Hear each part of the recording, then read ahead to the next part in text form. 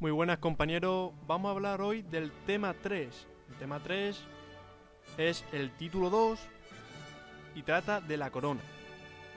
Vamos a hacer una pequeña introducción con respecto a este tema que será importante para después desarrollarlo.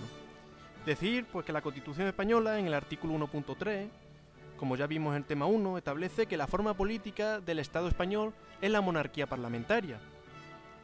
Bajo este principio, pues la Constitución española regula la monarquía en el título 2, que se titula de la corona, que comprende los artículos 56 a 65. Mencionar que el principal rasgo de la corona es su carácter hereditario. Este principio pues se opone al de elección popular del titular de la corona, es decir, que nosotros al rey no lo elegimos, sino que es hereditario, se hereda. El rey es el jefe de Estado, por lo tanto es símbolo de su unidad y permanencia. Arbitra y modera el funcionamiento regular de las instituciones y es el más alto representante del Estado en las relaciones internacionales. La persona del rey es inviolable, es decir, no puede ser detenido, y es irresponsable, no tiene responsabilidad. Ya lo veremos más adelante porque los actos de rey van a ser refrendados, actos políticos y administrativos, que responden las personas que lo refrenden. El titular de la corona puede ser tanto rey como reina. En este caso, pues tenemos un rey, ¿no?, que es Felipe VI. Y le corresponden únicamente las funciones que le atribuye expresamente la Constitución y las leyes. Es decir, no tiene otras funciones, sino la que le dice la Constitución y las leyes. Al cónyuge del titular de la corona le corresponde el título de reina consorte o consorte de la reina, con diferente posición y funciones en el titular de la corona. De todas formas, eso lo vamos a ver ahora más adelante en los diferentes artículos que comprende el título 2 de la corona. Y comenzamos con el artículo 56, que trata del rey, que dice que es el jefe de Estado, símbolo de su unidad y permanencia, arbitra y modera el funcionamiento regular de las instituciones y asume la más alta representación del Estado en las relaciones internacionales, especialmente con las naciones de su comunidad histórica, y ejerce las funciones que le atribuye expresamente la Constitución y la ley. Es lo que hemos comentado hace un momentito, en el principio, en la introducción. Su título es el Rey de España, y podrá utilizar los demás que correspondan a la corona. La persona del rey es inviolable, lo que hemos comentado anteriormente, es decir, que no puede ser detenido, y no está sujeta a responsabilidad, porque sus actos estarán siempre refrendados en la forma establecida en el artículo 64, es decir, que va a haber una serie de personas que van a refrendar los actos políticos y administrativos del rey, y esos van a ser los que van a tener la responsabilidad en esos actos. Por lo tanto, nos vamos al artículo 57, que nos habla de la corona de España, de la sucesión, del príncipe heredero, de la renuncia y de las abdicaciones. Nos habla que la corona de España es hereditaria en las sucesiones de Juan Carlos I de Borbón, legítimo heredero de la dinastía histórica, y que la sucesión en el trono seguirá, importante, el orden regular de primogenitura y representación, siendo preferida siempre la línea anterior a la posterior, en la misma línea el grado más próximo al más remoto, en el mismo grado el varón a la mujer, y en el mismo sexo la persona de más edad a la de menos. Artículo importante.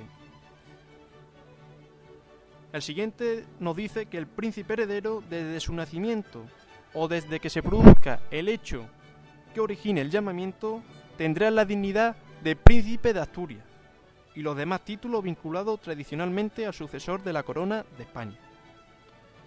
Nos dice aquí que, extinguida todas las líneas llamadas en derecho, es decir, que no hay nadie para suceder en la corona, las Cortes Generales proveerán a la sucesión de la corona en la forma que más convenga a los intereses de España. ¿Vale? Pues las Cortes Generales, no hay nadie para suceder a la corona, las Cortes Generales preverán, es decir, harán lo que mejor venga a los intereses de España. Dice, aquellas personas que teniendo derecho a la sucesión en el trono contrajeren matrimonio contra la expresa prohibición del rey y de las Cortes Generales, quedarán excluidas en la sucesión a la corona por sí y sus descendientes. Ejemplo, el rey Felipe VI, el actual rey que tenemos en España, cuando era príncipe de Asturias y se echó de novia a doña Leticia, Pues imaginaros que las Cortes Generales, y el rey, es decir, que tienen que ser los dos, no solamente el rey, sino el rey y las Cortes Generales, no hubiesen visto bien ese matrimonio o esa pareja, y si hubiesen contraído matrimonio contra la expresa prohibición del rey y de las Cortes Generales, hubieran quedado excluidos para la sucesión a la corona. Ellos, es decir, Felipe VI y doña Leticia, y su descendiente, es decir, su hijo, también quedarían excluidos para la corona. Y por último, nos habla de las abdicaciones y renuncias, y cualquier duda de hecho o de derecho, pues tienen que ser, se resolverán por una ley orgánica. Importante también a efectos de pregunta. Nos vamos al artículo 58, que nos habla de la reina consorte y el consorte de la reina. La reina consorte es la mujer del rey y el consorte de la reina es el marido de la reina. Pues nos dice la Constitución en el artículo 58 que no podrán asumir funciones constitucionales salvo lo dispuesto para la regencia. Es decir, que en este caso doña Leticia no ejerce funciones constitucionales. La Constitución no le otorga ningún tipo de función, salvo que ejerza la regencia. Entonces, si ejerce la regencia, pues se le atribuirán las funciones que se le atribuye a la regencia. Pero si no, pues no tiene ningún tipo de función constitucional. Es decir, la Constitución no le otorga ningún tipo de función. Nos vamos al artículo 59, que nos habla de la regencia, y nos dice así: cuando el rey fuere menor de edad, el padre o la madre del rey, y en su defecto, es decir, cuando esto no estén, el pariente mayor de edad más próximo a suceder a la corona, según el orden establecido en la Constitución, entrará a ejercer inmediatamente la regencia, y la ejercerá durante el tiempo de la minoría de edad del rey. El rey es menor de edad, por lo tanto la regencia, ¿quién la va a ejercer? ¿El padre o la madre?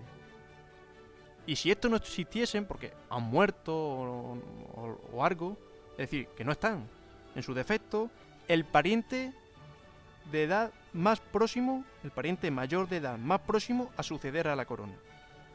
Según el orden establecido en la Constitución, pues ejerce la regencia, y la ejercerá pues hasta el que el rey fuera mayor de edad.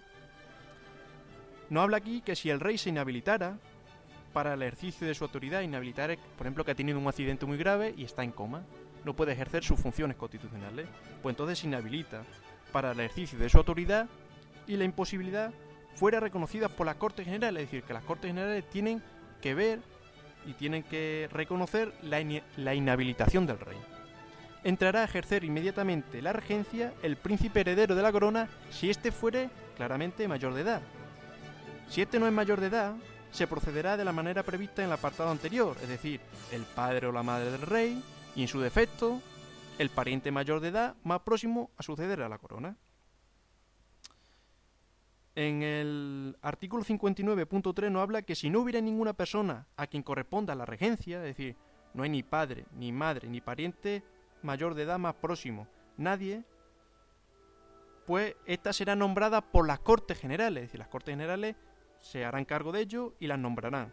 Y se compondrá de 1, 3 o 5 personas, es decir, como vemos son siempre números impares. Dice, para ejercer la regencia es preciso ser español y mayor de edad. Y por último, la regencia se ejercerá por mandato constitucional, es decir, porque lo dice la Constitución, y siempre en nombre del rey, porque está haciendo las funciones que realiza el rey. Pues con esto nos vamos al artículo 60, que nos habla de la tutela. Y nos dice que será tutor del rey menor la persona que en su testamento hubiese nombrado el rey difunto, siempre que sea mayor de edad y español de nacimiento. Ese sería el primer tutor que se nombraría. Si este no está nombrado, será tutor el padre o la madre mientras permanezcan viudos. Y en su defecto, si estos tampoco están, pues lo nombrarán las Cortes Generales, pero no podrán acumularse los cargos de regente y de tutor, sino en el padre, madre o ascendiente directo del rey. ¿Esto qué quiere decir? Que una persona no puede tener los dos cargos, el de regente y el de tutor, excepto el padre, la madre o ascendiente directo del rey. estas 3 personas sí pueden ejercer la regencia y ser a la vez tutor del rey. Son las 3 excepciones que hay en este artículo. Por lo tanto, nos vamos al artículo 61, el juramento. Y nos dice que el rey, al ser proclamado ante las Cortes Generales, es decir, cuando se nombra rey de España a Felipe VI, se proclamó ante las Cortes Generales y presentó un juramento. El juramento dice así: desempeñar fielmente sus funciones, guardar y hacer guardar la Constitución y las leyes, y respetar los derechos de los ciudadanos y de las comunidades autónomas. Y nos dice la Constitución que el príncipe heredero, al alcanzar la mayoría de edad, y el regente o regente, al hacerse cargo de sus funciones, presentarán el mismo juramento, así como el de fidelidad al rey. Artículo también interesante a efecto de preguntas. Y después tenemos las funciones del rey. Las funciones del rey que son muy amplias. Y podríamos mencionar algunas en el aspecto del ámbito interno, que es el artículo 62, que nos dice que, por ejemplo, corresponde al rey sancionar y promulgar las leyes, convocar y disolver las Cortes Generales y convocar elecciones en los términos previstos en la Constitución, convocar a referéndum en los casos previstos en la Constitución, proponer al candidato a presidente del gobierno y en su caso nombrarlo, así como poner fin a sus funciones en los términos previstos en la Constitución, es decir, nombrar al candidato a presidente del gobierno como propuso, por ejemplo, al actual presidente del gobierno, que es Mariano Rajoy. Nombrar y separar los miembros del gobierno, es decir, separa a los ministros y los nombra, y expide los decretos acordados en el Consejo de Ministros, etcétera, etcétera, etcétera. Aquí los más importantes son los que he nombrado, pero hay alguno más que, bueno, que podéis ver en el artículo 62. Y después tenemos el artículo 63 que nos habla en el ámbito internacional. Pues nos dice que el rey acredita a los embajadores y a otros representantes diplomáticos, los representantes extranjeros en España están acreditados ante él, y al rey corresponde manifestar el consentimiento del Estado para obligarse internacionalmente por medio de tratados de conformidad con la Constitución y las leyes. Bueno, en el ámbito internacional pues tiene una serie de funciones también a tener en cuenta. Y después tiene pues en relación con las Cortes Generales, en relación con el Poder Ejecutivo, en relación con la justicia, que son, bueno, pues lo que hemos visto en el artículo 62, vienen todos recogidos en este aspecto. Nos vamos al artículo 64, que nos habla del refrendo, que es el que hablábamos anteriormente, y dice que los actos del rey están refrendados por el presidente del gobierno, por los ministros en su caso, y por el presidente del Congreso. Y ellos son los que van a tener esa responsabilidad, son responsables de los actos que hagan, no el rey, sino estas personas que lo refrendan. Y por último, la familia y la casa real, que es el artículo 65, el cual nos habla que el rey recibe de los presupuestos generales del Estado una cantidad global para el sostenimiento de su familia y casa y la distribuye libremente. Dice, ahí no necesita refrendo ninguno. Ahí el rey propio, él mismo, con los presupuestos generales del Estado, que le dan una cantidad a él para distribuirlo libremente sobre el sostenimiento de su familia. Y en el artículo 65.2 dice que el rey nombra y releva libremente a los miembros civiles y militares de su casa. En el mismo caso no necesita ningún tipo de refrendo en este aspecto. Por lo tanto, pues ya acabamos el tema 3. Un tema que es cortito, pero que tiene cosas muy importantes a efectos de preguntas, pequeños conceptos, los artículos vienen muy bien expuestos todo lo que puede entrar en el examen, pero es importante que este tema pues que se le preste un poquito de atención porque a efectos de preguntas son complejas si no se ha estudiado bien, si no se ha analizado bien el tema. Sin más dilatación, pues os espero en el siguiente vídeo, que será el tema 2, ¿vale? He adelantado con el tema 3, el tema 2 es más largo, vamos a ver un tema 2 que trata de los derechos y deberes fundamentales. Y bueno, espero que os guste este vídeo y os espero también en el próximo vídeo, que como bien he dicho va a ser el tema 2. Pues nada, a seguir estudiando y nos vemos en la 123, amigos.